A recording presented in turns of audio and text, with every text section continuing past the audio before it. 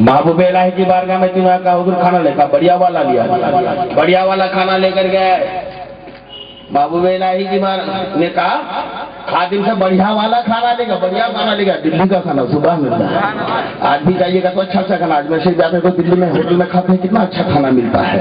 ये बढ़िया खाना लेके आए और तीनों के सामने महबूब इलाही ने रख दिया, उठाया प्लेट फेंक दिया, कहा इससे अच्छा वाला चाहिए। बोलो ना, अब वो तीनों आने वाला साइल कैसा होगा? खाना उठा के फेंक दिया। बताओ, खाने भी मांग लाया तो उठा के, बोलना भाई, उठा के फेंक दिया। अब फेंक देने के बाद कहा कि और अच्छा खाना लाइए। महबूब इलाही के चेहरे पे शिकन नहीं आए।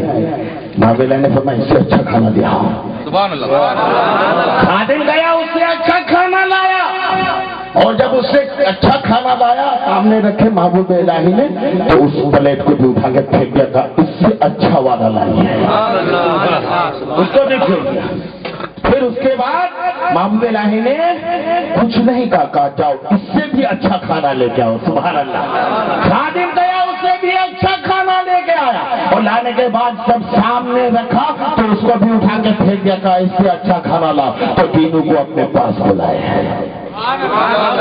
महबूब इलाही तीनों को अपने पास बुलाता, तीनों अपना कान मेरी जुबान के पास ले आओ।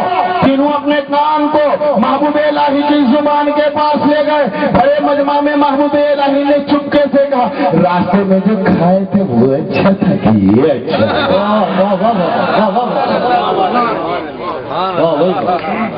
रास्ते में जो खा के आए हो सड़ा हुआ बैल का गोश्त, वो अच्छा था कि ये अच्छा है? इतना सुनना था।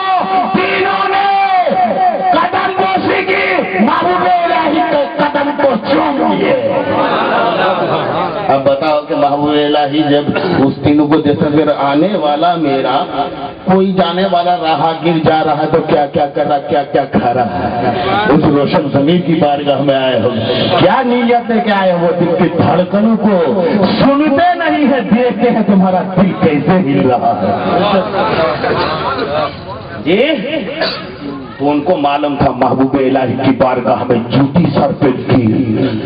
चलते चलते बारगाह महबूब इलाही में अमीर खुसरो पहुंचे, सलाम किया, हाथ चूमे, पांव चूमे और अदब से खड़े हो गए।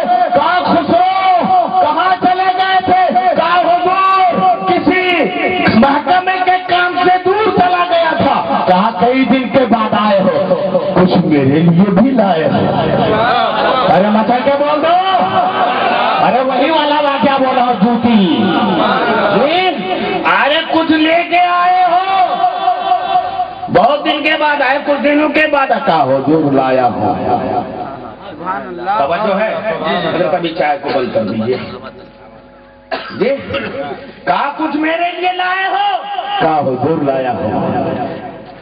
आपने अपनी झोली से दोनों जूती निकाली और निकालने के बाद कहा हुजूर ये लाया हूं। जूती किनकी थी? महबूब इलाही की। जूती देखने के बाद महबूब इलाही पहचान गए। महबूब इलाही ने फरमाया, अमीर खुसरो, मैं ये जूती ये साहिल को दे दिया था, तुम्हें कहां से मिल गई? कहा हुजूर ये सराय में वो इंसान मिला, मुझे उनसे मिल गई। कहा कितने में दिया है? अरे मसल के बोल दो, मेरी अदा अच्छी नहीं लग रही क्या? जी लग रही तो कह दो सुभान अल्लाह। कितने में ले आए? कहा हुजूर 1 लाख में, 50,000 इसके, 50,000 इसके, दोनों मिला के 1 लाख में लाए। अरे बोलो ना कितने में लाए? तो महबूब इलाही क्या जवाब देते हैं सुनोगे? महबूब इलाही ने जो जवाब दिया था सुनोगे? अगर इस जवाब के बाद भी जैसे ही रहोगे तो आपकी जिम्मेदारी, मेरी जिम्मेदारी जो है वो आप तक पहुंचाना होगा। हजरत के हवाले से कहा हुजूर 50,000 इस जूती के, 50,000 इस जूती के, 1 लाख देकर लाया हो। महबूब इलाही ने फरमाया, अमीर खुसरो बड़ा सस्ता सौदा करके आया है।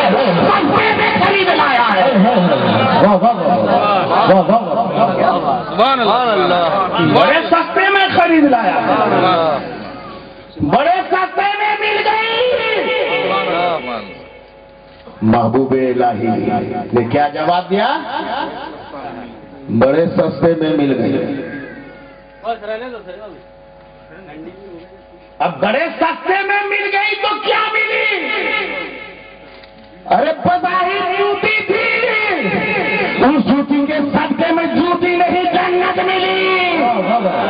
سبحان اللہ، تقدیر، نعرہ رسالت، فیضان پیر مرشد۔ واہ واہ، بات ختم ہو گئی۔ ایک بات اور بتا دوں میں، محبوب الہی نے پھٹی جوتی ہی اس سائل کو کیوں دی تھی؟ اپنا جوتا کیوں نہیں دیا تھا؟ اپنا صافہ کیوں نہیں دیا تھا؟ اپنا کرتا کیوں نہیں دیا تھا؟ اپنی بنیان کیوں نہیں دی تھی؟ اور بھی کوئی سامان دے سکتے تھے، پھٹی جوتی ہی کیوں دیے؟ محبوب الہی نے اس سائل کو پھٹی جوتی نہیں دیا تو اس پھٹی جوتی دینے کے بعد امیر خسرو کا امتحان لینا تھا۔ نعرہ تکبیر، نعرہ رسالت، فیضان شہید ملت۔ امیر خسرو کا امتحان لینا تھا۔ وہ روشن ضمیر تھے، وہ جانتے تھے امیر خسرو کی ملاقات ہوگی۔ امیر خسرو تمہیں ہم جو بظاہر پھٹی جوتی دے رہے ہیں، اے لے جانے والا لے جا، آگے چل کر تیری قسمت کا ستارہ جاگنے والا ہے۔ ملت کی بارگاہ میں آنے والوں، آج بشر کی یہ کتاب 40,000 میں لے کے جاؤ گے۔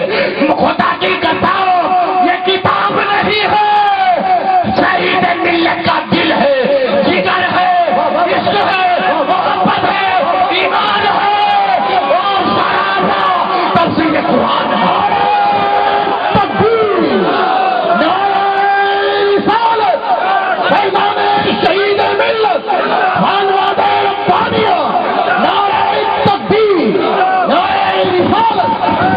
بظاہر تمہیں کتاب نظر آ رہی ہے، ایک نعت لکھنے میں شہید ملت نے رات بھر اپنی آنکھوں کو جگایا ہوگا، آنکھ کو جگایا ہوگا، جسم کو سکایا ہوگا، ذہن کو مدینے کی فضاؤں میں گھمایا ہوگا، جب ایک نعت بنائی ہوگی۔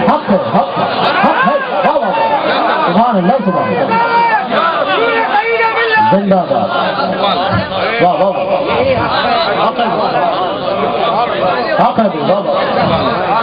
بظاہر یہ دیکھ رہے ہو کتاب لے کے کیا کہنا سبحان اللہ؟ ارے اس کتاب میں کیا کیا ہے؟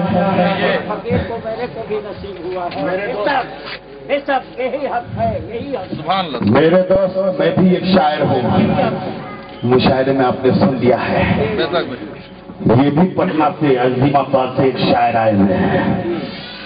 ہماری بات کا یقین نہیں ہوگا، ان کی باتوں کا یقین نہیں ہوگا، جیسے ہمارے علامہ ڈاکٹر منصور فریدی رضوی ربانی موجود ہیں، ان سے پوچھیے، ان کی باتوں کا یقین نہیں ہوگا۔ مگر شہزادے شہید ملت حضور مسیح ملت کی جان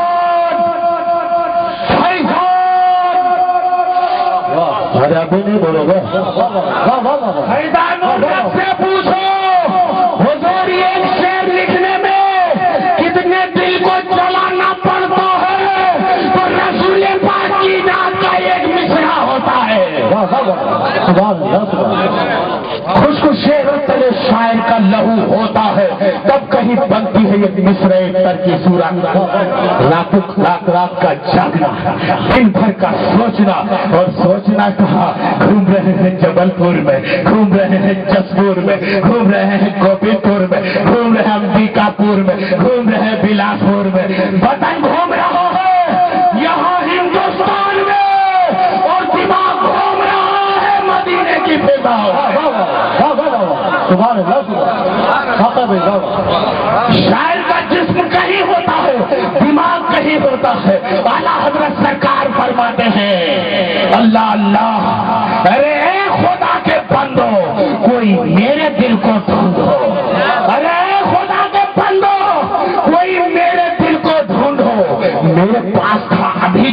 ابھی کیا ہوا خدایا، نہ کوئی گیا نہ آیا۔